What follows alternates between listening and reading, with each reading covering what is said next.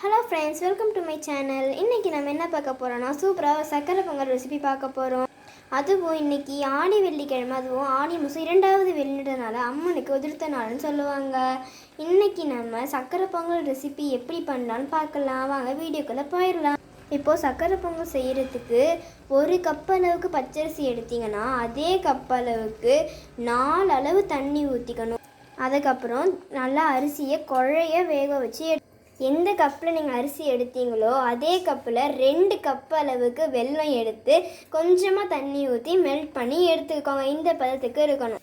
இப்போ நம்ம மெல்ட் பண்ண வெல்லத்தை நல்லா சக்கரை பொங்கல் மேலேயே வடிகட்டி எடுத்துக்கணும். ஏன்னா மண்ணெல்லாம் இருக்குன்றதுனால நல்லா வடிகட்டி இப்போ சக்கரை பொங்கல் இந்த அளவுக்கு நல்லா வந்த பிறகு நல்லா நெய்யில் வறுத்த முந்திரி பருப்பு, திராட்சை, காஞ்ச திராட்சை எல்லாத்தையும் போட்டு நல்லா வறுத்து இதில் ஊற்றிக்கலாம்.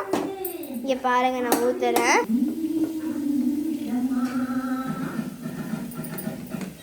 அந்த திராட்சையெல்லாம் எந்த அளவுக்கு நல்லா புஷு புஷுன்னு வளர்ந்துருக்குல்ல, பார்க்கவே அழகாக இருக்குது. இங்கே பாருங்கள், நல்லா முந்திரி பருப்பு நெய்யில் வறுத்து போட்டு சூப்பராக நம்ம அம்மனுக்கு சக்கரை பொங்கல் ரெடி ஆகிடுச்சு. இப்போ நம்ம அம்மனுக்கு கொடுத்துட்டு சாப்பிடுறோம்.